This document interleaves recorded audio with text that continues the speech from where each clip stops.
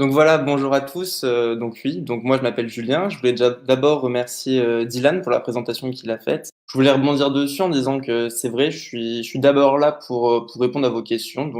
Si vous en avez, n'hésitez pas à les poser dans le chat. Je garde un œil dessus. Comme il a dit aujourd'hui, on va parler d'histoire du droit, qui est une matière que j'affectionne tout particulièrement. Elle peut paraître complexe, je suis d'accord, quand on la regarde de prime abord comme ça peut, parce qu'elle recouvre une période vachement vaste et il y a plein de choses à connaître. Mais le plus important dans cette matière, c'est de la comprendre, parce que quand on comprend l'histoire, c'est beaucoup plus facile à apprendre, à assimiler et à ressortir lors d'un examen. C'est pour ça qu'aujourd'hui, je vous fais cette présentation. Je vais vous aider à comprendre l'histoire du droit. Et alors, le but de cette présentation, ça sera pas de remplacer le cours magistral ou les TD, mais ça sera plutôt de vous donner une façon de voir cette matière d'une façon différente. Parce que l'histoire du droit, il y a 1000 façons de l'aborder.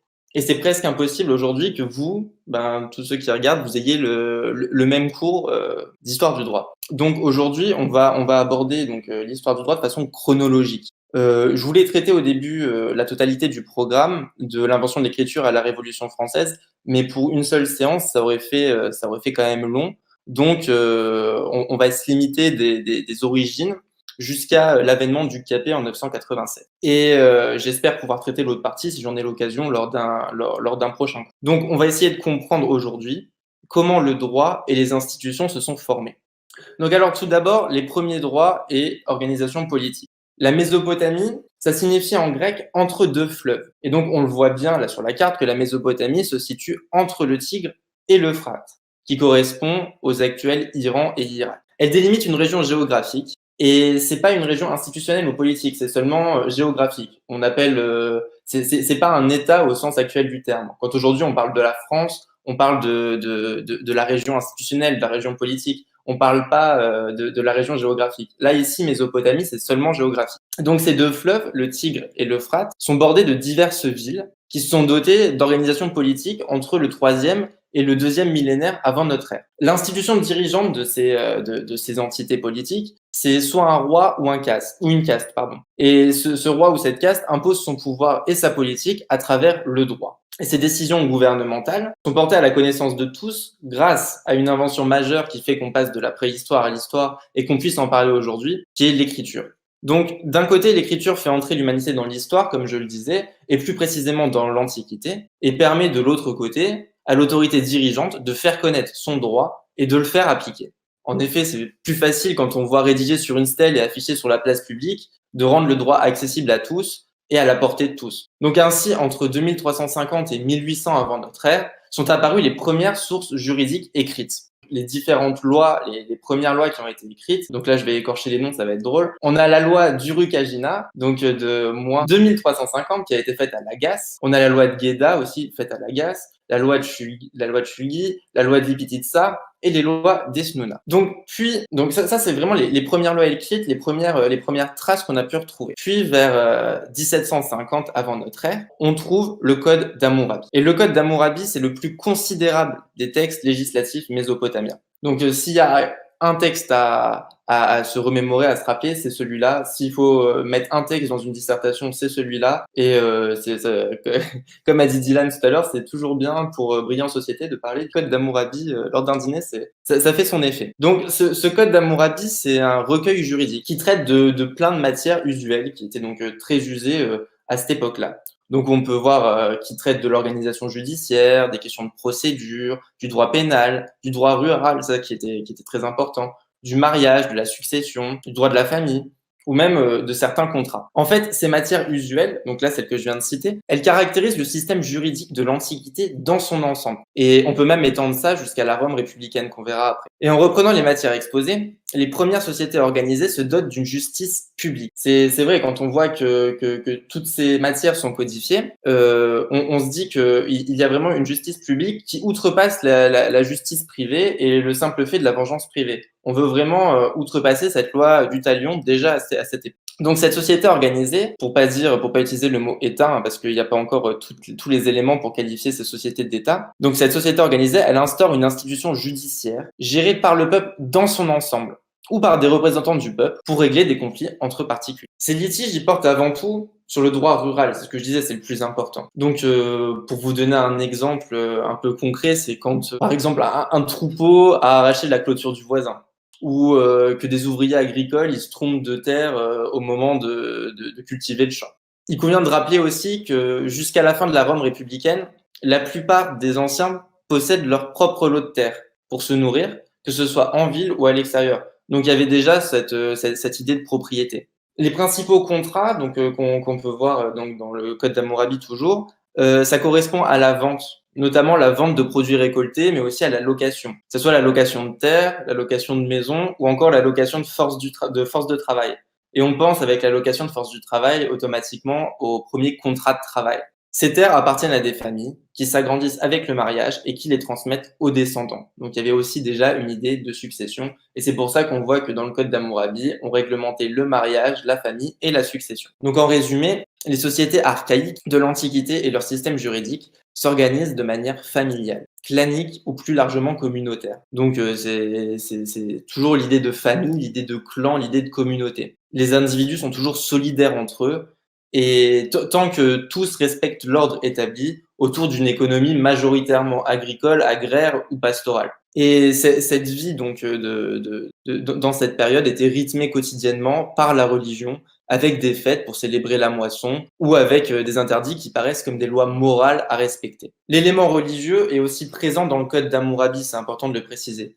C'est dans son préambule, si on peut appeler ça un préambule, on nous dit que les lois qui sont dans le code d'Hammurabi sont des lois divines et le roi n'est là que pour les appliquer. Donc, on peut voir qu'à partir de l'invention de l'écriture, on passe de la préhistoire à l'histoire. Et donc, on a les premières lois qui apparaissent entre moins 2350 et moins 1800. Et on a le code d'Hammurabi. Donc on va sauter l'Égypte antique, on va pas en parler parce qu'elle n'a pas influencé énormément les systèmes juridiques modernes en Occident. On va directement passer à la Grèce antique. Donc bien des siècles après la Mésopotamie, il y a une organisation politique qui s'installe dans les villes, qui s'implante en Grèce. Cette société organisée d'institutions politiques s'appelle polis. Donc on peut traduire le terme polis, P-O-L-I-S, par cité. Et on peut définir cette cité comme en quelque sorte un regroupement urbain d'une communauté civique dotée d'un centre-ville qui regroupe les activités politiques, commerciales et religieuses. Avant le 9e siècle avant notre ère, les cités grecques avaient comme régime politique une royauté, dans laquelle le roi concentrait tous les pouvoirs. Entre le 9e et le 8e siècle, ce régime royal commence à s'éclipser, si on peut dire, avec l'avènement d'un gouvernement aristocratique. Le pouvoir est alors détenu par une sorte d'élite dirigeante basée sur la fortune et la noblesse de ses membres. Et les membres qui composent ce collège aristocratique sont appelés les archontes. Et ils partagent le pouvoir de la façon suivante avec les archontes éponymes qui ont le pouvoir judiciaire, l'archonte roi qui a le pouvoir religieux et les polémarques qui commandent les armées. Donc ça, c'est vraiment l'organisation de moins 1000 jusqu'à moins 700. On a une royauté qui se transforme en aristocratie. Et en moins 700, on a une crise majeure qui s'abat en Grèce, une crise sociale. Et alors que Sparte, pour prendre comme exemple Sparte, répond à cette crise par un nouveau régime très radical et autoritaire, Athènes choisit plutôt la voie de la démocratie. C'est le gouvernement du peuple. Et cette organisation politique va se parfaire pendant le 5e siècle, avec des institutions dans lesquelles le peuple gère directement les affaires de la cité. Donc on peut citer le nom de quelques démocrates. Donc on peut voir Solon tout à gauche, qui est le père de la démocratie et qui a posé vraiment les bases de la démocratie athénienne. On a Clisthène au centre, qui est le législateur de l'isonomie, on appelle ça l'isonomie, et qui va réorganiser le système démocratique autour de l'égalité. C'était vraiment l'idée centrale de Clisthène, c'était un système égalitaire. Et à la fin, il y a Périclès, qui lui a permis l'essor de la démocratie et vraiment la démocratie entre grosses guillemets comme on la connaît au sens actuel du terme. C'est la démocratie athénienne donc qui a su faire face à la monarchie orientale, dans lesquelles les sujets du roi sont considérés comme une sorte d'esclaves. Et la démocratie va s'exporter au-delà des frontières d'Athènes. Il y a vraiment une coopération entre les cités démocratiques et alliées qui va se mettre en place et on va appeler ça la Ligue de Délos. C'est une sorte d'alliance militaire maritime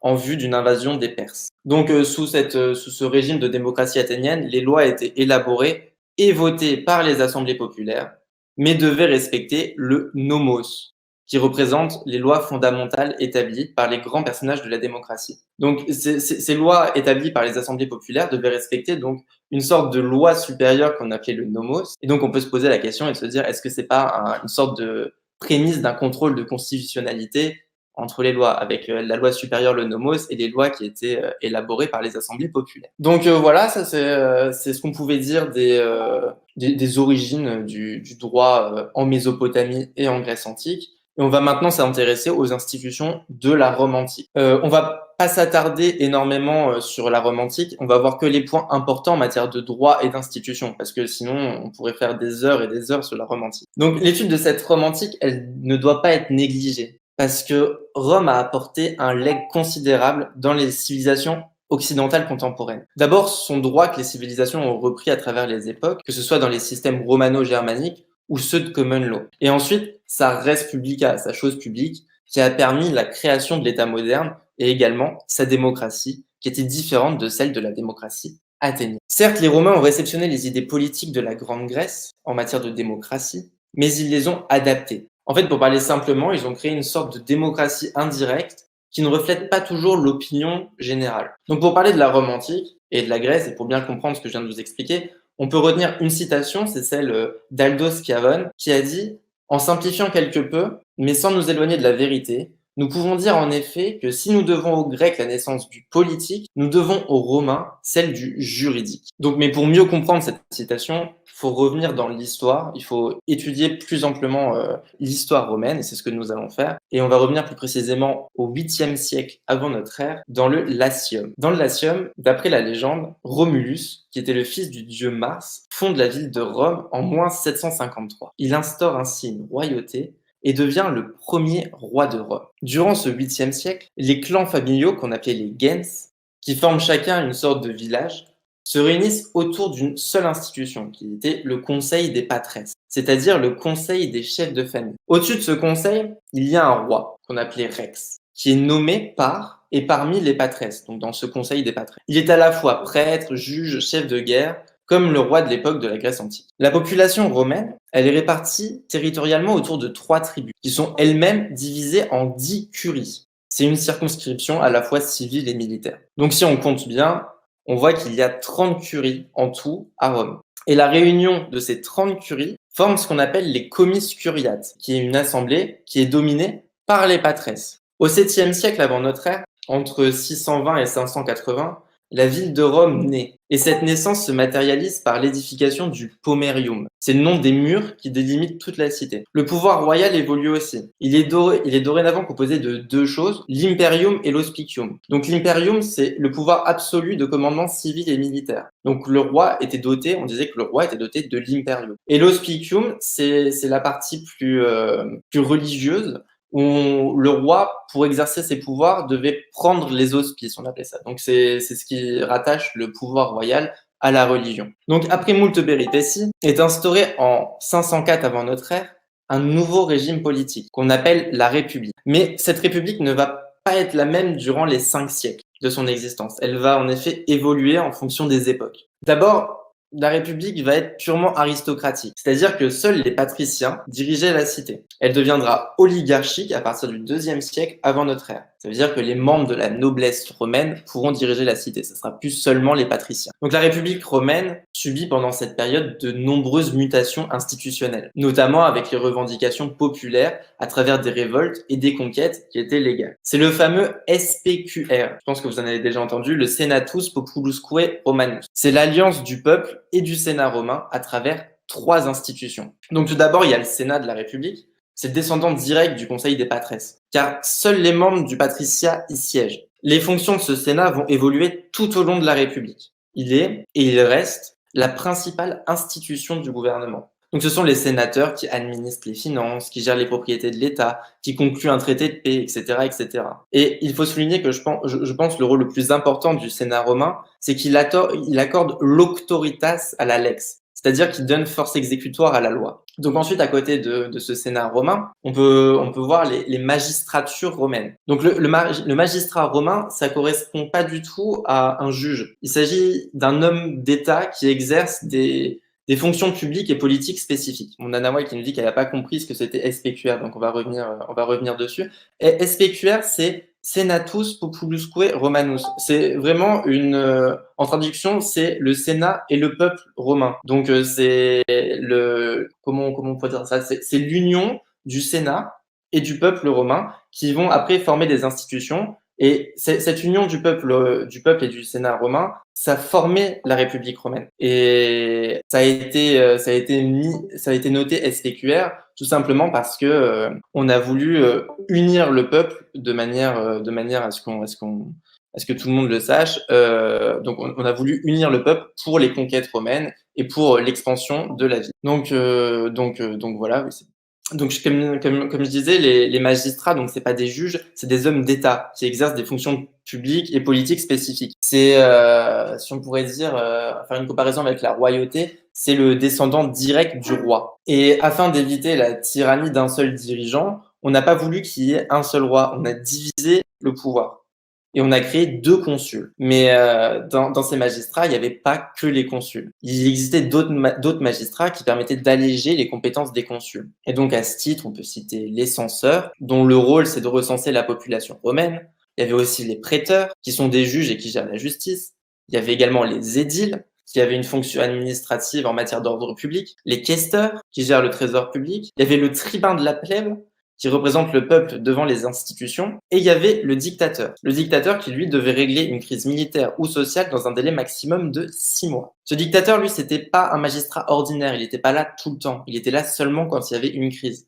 Donc on l'appelait un magistrat extraordinaire. Donc concernant tous les autres, les magistrats ordinaires, ils étaient élus pour 1 an, mis à part les censeurs qui, eux, étaient élus pour 18 mois. Et il y avait une collégialité. C'est l'action d'un magistrat devait être acceptée par tous les autres magistrats. Et donc ces magistrats-là possèdent l'imperium ou le potestas, c'est-à-dire la puissance. Le dernier organe donc du gouvernement de la République correspond au peuple, c'est la plèbe, ou c'est plus ou moins la classe moyenne. Elle est représentée donc par le tribun de la plèbe que j'ai pu citer auparavant, et c'est cette plèbe qui a permis l'adoption de la loi des 12 tables. Donc cette loi des 12 tables, elle a été rédigée aux alentours de moins 450.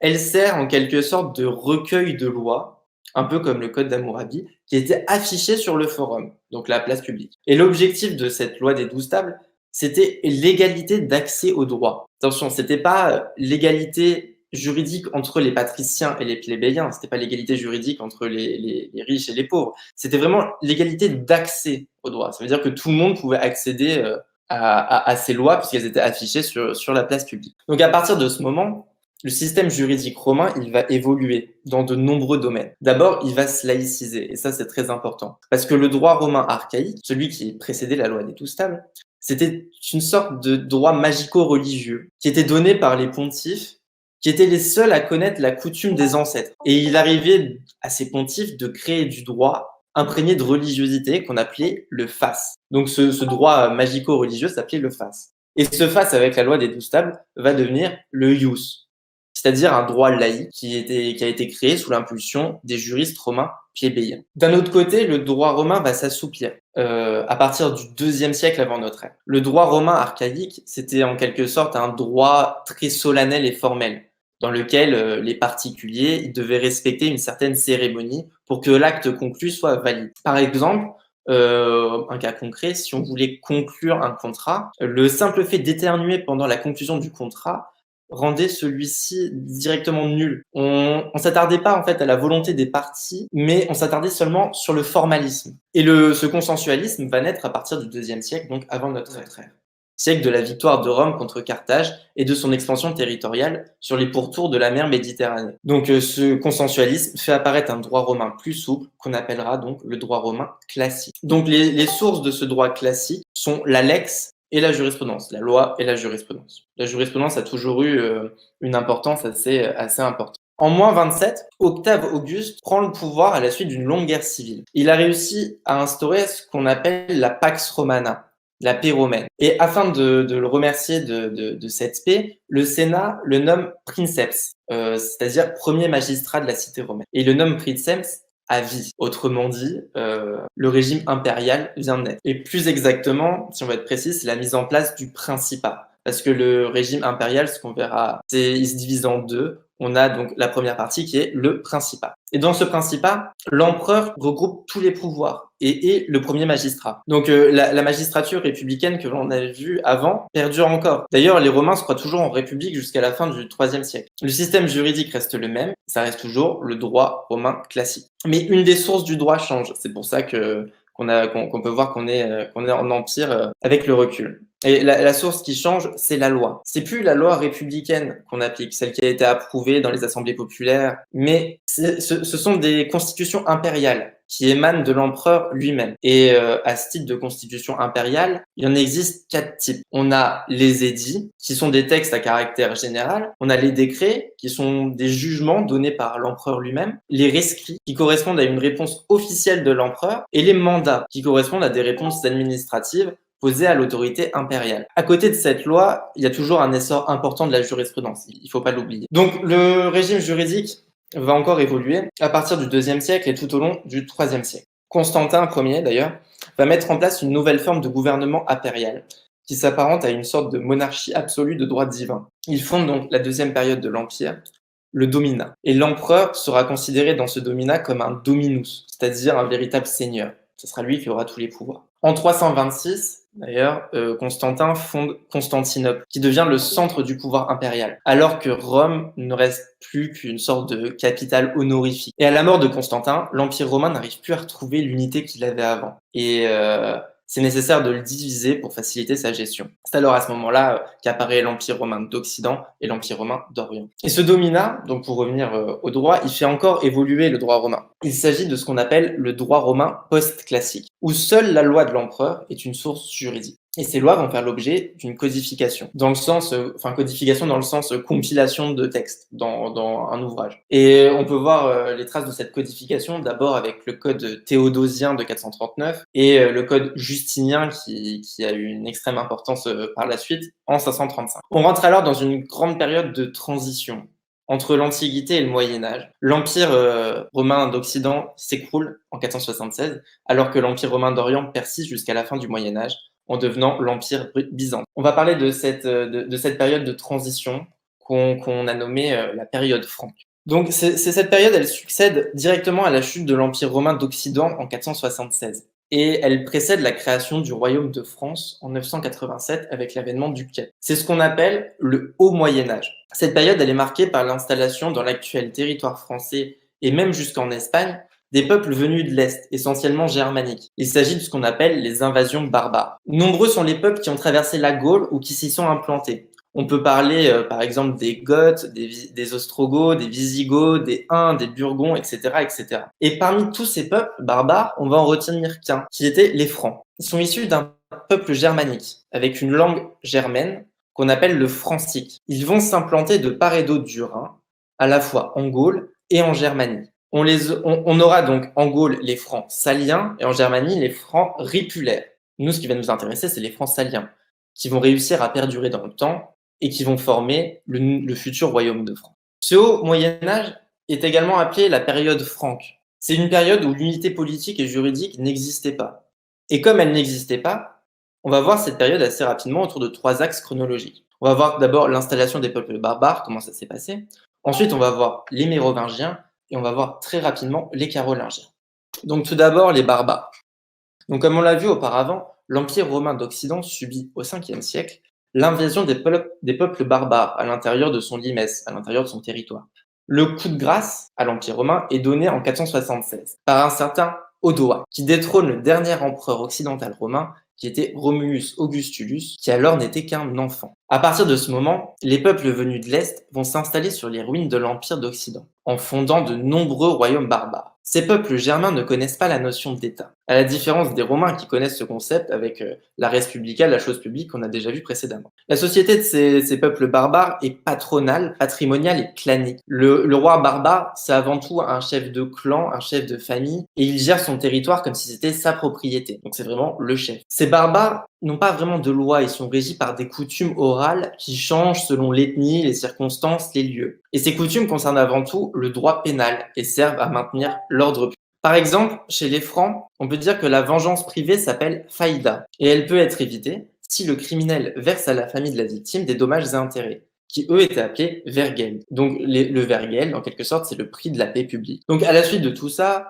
il y a un métissage qui se fait entre les Germains et les Romains. Les Germains découvrent le système institutionnel romain, et à partir de ce moment, les rois barbares décident de s'accoutumer aux populations locales romaines. Donc, à titre d'exemple, ils deviennent sédentaires, le latin est repris comme langue officielle, ils se convertissent au christianisme, ils rédigent des coutumes, etc., etc. Et parmi ces rédactions de coutumes, un texte particulier nous intéresse. C'est la loi salique de 510, promulguée par le roi des Francs, salien Clovis. Et on reparlera tout de suite après de cette loi salique. La première dynastie régnante des Francs saliens correspond aux Mérovingiens. Et cette dynastie a été implantée par Clovis, donc premier roi des Francs. Il devient roi en 481. Il instaure ce qu'on appelle le Regnum Francorum, c'est-à-dire le royaume franc, par le biais de différentes conquêtes, et il place à la tête de ce royaume le Rex Francorum, qui est le roi franc. La loi salique, donc, on y revient, qu'il promulgue est très imprégnée du droit barbare. C'est une loi en fait qui permet à toute personne d'être propriétaire d'une terre et de la transmettre à ses enfants en la partageant. Cette loi s'appliquait également au royaume franc, qui est considéré comme un patrimoine personnel. Autrement dit, à la mort du roi, le royaume il est transmis à son héritier. Et s'il a plusieurs héritiers mâles, le royaume est divisé. Donc, je vous laisse imaginer un peu les guerres fratricides que ça pouvait engendrer ce partage de royaume. Donc, le roi franc, c'est un propriétaire terrien, un protecteur de son peuple et un législateur. Pour s'occuper de l'entièreté de son territoire, il s'entoure d'un conseil de palatins. Et les palatins, c'est un peu, si on donne un exemple, c'est un peu comme les ministres aujourd'hui. Et à la tête de ce conseil palatin, il y avait le maire du palais, qui lui est un peu comme le premier ministre. Il nomme également, donc le roi nomme également des comtes, qui auront pour charge d'administrer un territoire défini. Donc, il va diviser un peu son royaume et il va dire donc toi, je te laisse le petit territoire là et je te nomme pour le diriger. Donc, ce système juridique-là, il est très particulier. Il n'y a pas d'unité juridique. Chaque ethnie, en fait, possède son propre système juridique. C'est ce qu'on appelle la personnalité des lois. Et lors d'un jugement, ce qui était très, très intéressant, c'est que le juge demandait à l'accusé sous quelle loi vis-tu? Et la réponse que l'accusé faisait orientait le droit qui lui sera appliqué. On applique le droit romain à un gallo-romain et on appliquera le droit franc à un franc. Le fait qu'il n'y ait pas d'unité juridique et que le pouvoir soit divisé entre les comtes et les membres du palais a forcément conduit à un affaiblissement du pouvoir royal. Et c'est ça qui a engendré le changement de dynastie. C'est ici qu'arrive Charlemagne, qui a pour mission d'unifier le royaume franc. Il est couronné le 25 décembre 800 et il instaure de ce fait la dynastie des Carolingiens. Le pouvoir royal va donc se renforcer. Charlemagne et ses successeurs vont d'ailleurs pour ça s'inspirer de la Rome antique. Le pouvoir royal d'ailleurs va notamment posséder un fort pouvoir législatif à travers de ce qu'on appelle des capitulaires.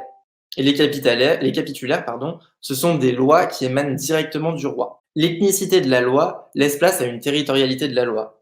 On applique sur un territoire donné la loi de l'ethnie majoritaire. Le droit romain persiste toujours dans le sud du royaume, mais les lois barbares s'implantent de plus en plus dans le nord du royaume franc. Le pouvoir des Carolingiens s'affaiblit, lui, au IXe siècle, à cause des règnes trop courts des derniers rois et de l'extinction de la dynastie. C'est pour ça qu'en 987, une nouvelle dynastie prend le pouvoir et réorganise complètement le royaume franc, qui devient le royaume de France. Et ce sont les Capétiens qui vont faire rentrer le royaume de France dans le bas Moyen-Âge. Donc voilà, on arrive au terme de cet exposé qui allait du début de l'écriture, de la découverte de l'écriture jusqu'à l'avènement du Capet. Donc on peut voir que ça a quand même bien évolué, qu'on a pu, on a appris du passé pour pouvoir avoir des institutions et des règles juridiques qui ont pu être efficaces.